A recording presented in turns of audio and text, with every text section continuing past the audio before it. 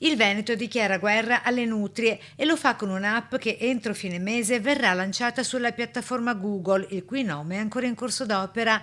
180 milioni spesi in questi ultimi 10 anni per abbattere annualmente circa 60.000 capi rispetto al milione stimato nella nostra regione, con la conta dei danni che ammonta a oltre 800 milioni di euro. L'abbattimento per 50 chilometri sui 5.000 abitati dal roditore vede annualmente 5.000 persone impiegate tra cacciatori e agricoltori. Purtroppo le nutrie causano danni non solo all'agricoltura ma anche a tutti i corsi d'acqua, ai quelli che sono gli argini e quindi di conseguenza può arrecare veramente danno soprattutto quando ci sono le piene. 660.000 euro i fondi stanziati dalla Regione nella convenzione con i consorzi di bonifica, brevemente AMBI, per creare la filiera per il rimborso spese pari a 3 euro a nutria per chi provvede ad abbatterla e gestirne lo smaltimento della carcassa, secondo direttive veterinarie. Credo che sia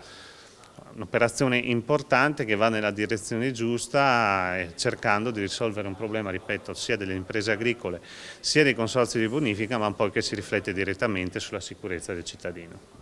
La nutria, conosciuta anche con il nome commerciale di castorino, è un roditore di origine sudamericano, diverso dal rat musqué, cioè il topo muschiato, originario invece del Nord America, entrambi importati in Italia negli anni 50 e 60 per le loro pellicce, utilizzati per colli, polsi e cappotti. Hanno una capacità riproduttiva anche di 3 filiate all'anno.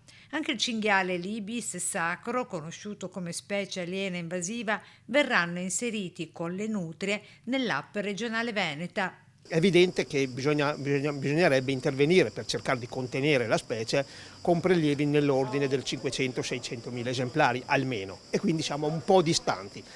E quindi anche questo tipo di intervento, assieme ad altri interventi anche, potrà sicuramente favorire gli abbattimenti e quindi il contenimento di una specie.